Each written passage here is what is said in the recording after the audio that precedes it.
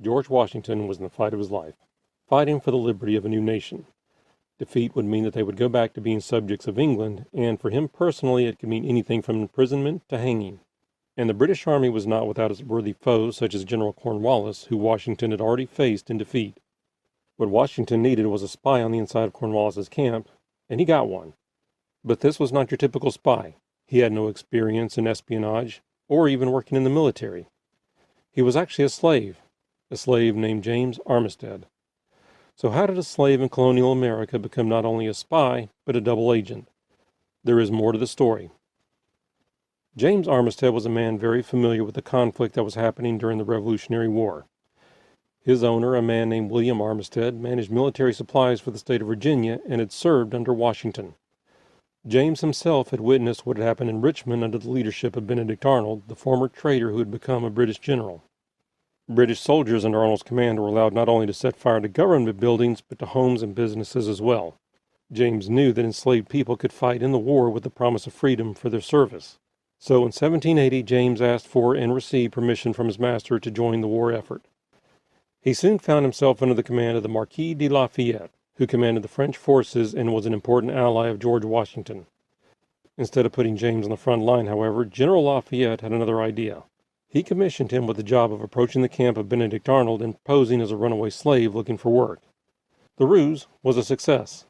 James found himself in the employ of Arnold, which also brought him into contact with General Cornwallis. This gave him access to important information about troop movements and strategies that he then conveyed back to Lafayette. Armistead's vast knowledge of the local terrain helped earn him the trust of Cornwallis, so much so that Cornwallis asked James to spy for him. With that, James Armistead became a double agent who would pass accurate information on to Lafayette in Washington while giving inaccurate information to the British. In 1781, James learned that Cornwallis had a plan to move 10,000 troops to Yorktown. This piece of intelligence led Lafayette and Washington to set up a blockade around the Yorktown Peninsula.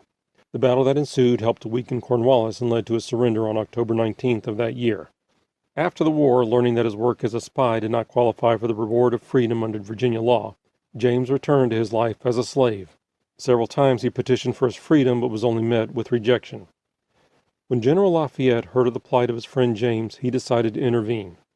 Lafayette was not only James's friend but also an opponent of slavery, and some believed that it was his relationship with James that helped solidify that position. He wrote a letter to the Virginia leaders that outlined the important contribution Armistead had made, collecting intelligence for the war effort, and that he was entitled to every reward. On New Year's Day, 1787, James Armistead was granted what he had more than earned and was made a free man. Later, he also received a pension for his work as well. To honor his friend and former commander who helped secure his freedom, James Armistead changed his name to James Armistead Lafayette and spent the rest of his life as a farmer, husband, and father. In 1824, General Lafayette returned to America for the last time, visiting friends and making personal appearances. In every city he found himself warmly received by crowds of people. But while visiting Richmond, he recognized a familiar, although older, face among those who had come to see him. The two men embraced and reminisced, and it would be the last time they would ever see each other. Somewhere between 1830 and 1832, James Armistead Lafayette passed away, leaving behind a legacy that was sadly and largely forgotten by history. In recent decades, historians have come to recognize the important and dangerous role James had played.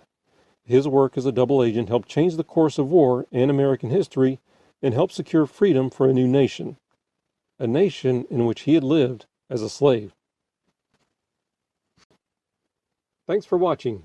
If you like this video, be sure to hit the subscribe button and visit the channel again to find out what subject we'll explore next.